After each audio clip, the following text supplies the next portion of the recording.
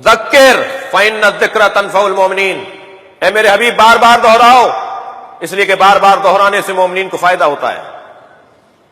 ہمارے مزاج کے اندر بھولنا ہے، ہم انسان ہیں نا، انسان یعنی نسیان یعنی انسان، ہماری ساخت ہی بھولنے کی ہے، ہماری طبیعت کے اندر بھول پن ہے کہ ہم بھول جاتے ہیں، ہمیں 10 دن پہلے کی باتیں یاد نہیں رہتی، ہمارا مزاج بھولنے کا ہے۔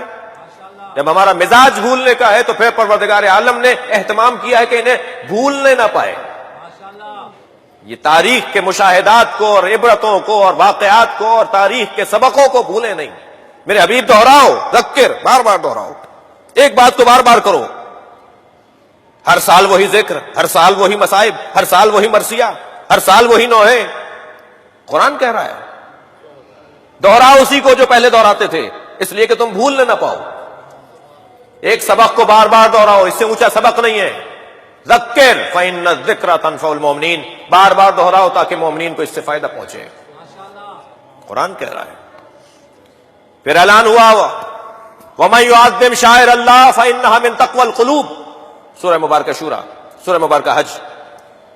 جو اللہ کی نشانیوں کی تعظیم کرتا ہے، یہ تعظیم کرنا در حقیقت تقوی قلبی کی نشانی ہے۔ اگر کوئی متقی بننا چاہتا ہے نا تو حسین کی تعظیم کرنا پڑے گی، اور کوئی اور ہے امام حسین کے علاوہ اللہ کی نشانی؟ اللہ کی بڑی نشانیوں میں ایک نشانی خود حسین ابن علی کی ذات، لہذا قرآن ہم سے کہہ رہا ہے کہ وَمَن يُعَظِّمْ شَعَائِرَ اللَّهِ، اللہ کی نشانیوں کی تعظیم کرو۔ ایک اور آیت پیش کروں، بلکہ ہم آیت کی خدمت میں پیش ہوں جی۔ قُلْ لَا أَسْأَلُكُمْ عَلَيْهِ أَجْرًا إِلَّا الْمَوَدَّةَ فِي الْقُرْبَى، جو میں نے عنوان گفتگو قرار دیا۔ اے میرے حبیب ان سے کہہ دو مجھے کوئی چیز نہیں چاہیے اجرت رسالت کے طور پر إِلَّا الْمَوَدَّةَ فِي الْقُرْبَى، سوائے یہ کہ میرے قربہ سے مودت۔